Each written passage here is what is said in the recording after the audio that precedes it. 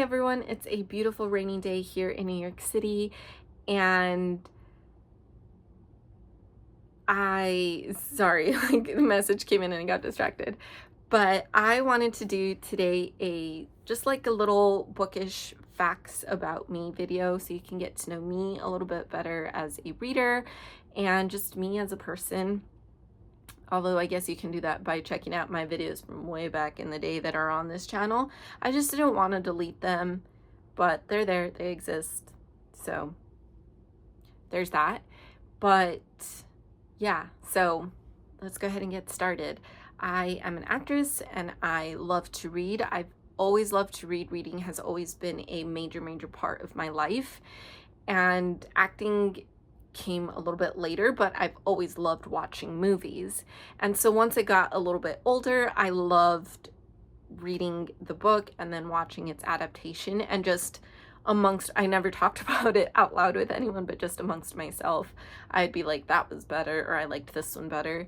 And so that's where the concept of books versus movies, my podcast, was born. I mean, it's not an original concept. I'm not trying to say it is before anyone comes for me, but that's when I decided, you know what, I want to put it out there in the world and see if other people agree with me or what other people think.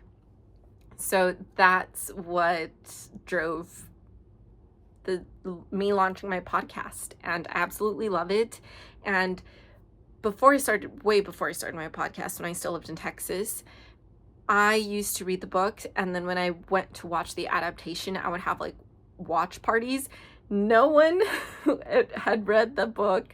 I was just watching them, inviting them to watch the movie with me, and I would have like themed snacks and I would have like themed dinner parties, essentially dinner watch parties, and it was always so much fun, and I miss doing that, and it's something that I would love to do again once I have the means to do so. But I really actually miss having those dinner watch parties. But so that's how Books versus Movies was born, and you can check it out.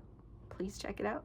I really love doing that podcast. But anyway, I collect bookmarks. I have a whole video in which I went through almost my entire bookmark collection. So if you're interested in checking that out, but I've been collecting bookmarks way longer than I've been collecting books. I started collecting bookmarks as a kid in elementary school because that was like one of the go-to prizes whenever you got like perfect attendance or whatever elementary school awards. Like there was always a bookmark. At least at my school, there was always a bookmark included in the prize, and so I just started collecting them. So a lot of my bookmarks I've had since I was in elementary school. So yeah, I've been collecting bookmarks since longer than I've been collecting books, and a few of them are purchased. Most of them have been free because even to this day, libraries give out free bookmarks, so that's great. I organize my bookshelves alphabetically by author last name. So I also have a bookshelf tour if you're interested in checking that out. But yeah, it's about tour of my bookshelves here in New York City. I still have my bookshelves back in Texas as well, but I like organizing them by author last name just because I feel like they're easier to find. Aesthetically, is it as nice to look at as organizing it by colors? No, but it would drive me absolutely bonkers to have, like, for example, the Hunger Games, which have all different colored spines, and having to separate those, and then having Catching Fire over here and Mockingjay over there, and I want to keep my series together, and so that's where the plus I just really love alphabetizing. That's like the really nerdy thing I'm into. I will alphabetize anything and everything you ask me to, and I enjoy doing it. I legitimately love alphabetizing. So that's how my shelves are organized. My favorite genres are horror and thriller, not necessarily mystery, but like more thriller vibes. In terms of horror, it's interesting because I don't like horror movies for the most part. I they're just not my thing, but I really enjoy reading horror books. And in terms of my least favorite genres, I've talked about this, sci-fi and fantasy. I don't know what it is about them. I just have a hard time getting into them. Science is like one of my least favorite subjects, so that's part of it for that one. But I just overall, I'm not going to sit here and say I haven't enjoyed any science fiction or any fantasy books. I have, but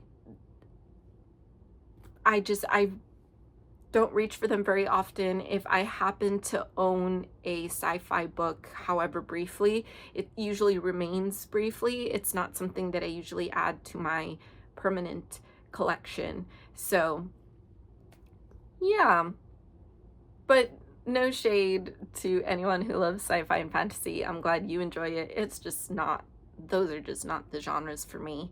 Otherwise, I will read almost anything. I love literary nonfiction. I like romance. Don't love it, but I like it.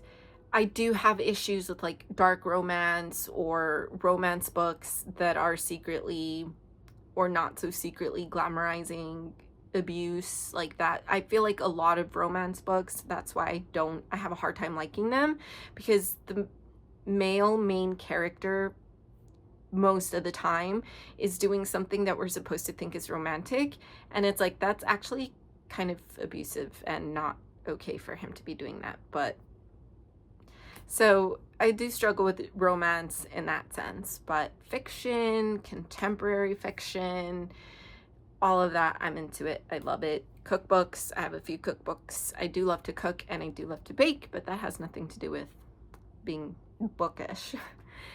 I hate deckled edges. I don't like the way they look and I don't like the way they feel. I wish deckled edges did not exist. And even when it's like, I feel like a lot of fantasy books have deckled edges and it's supposed to give you this sense of like, ooh, it's giving, I don't know. I don't like it. I hate deckled edges. And it also drives me crazy when yes, like this one where the front cover doesn't, because we need to have this blurb visible. No, extend my cover all the way to the end. Like I don't need to see that blurb, just cover it. So that drives me crazy.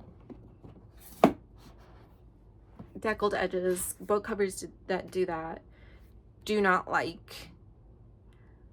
I used to be a huge Harry Potter fan, but I don't feel comfortable giving any money to J.K. Rowling anymore, so I've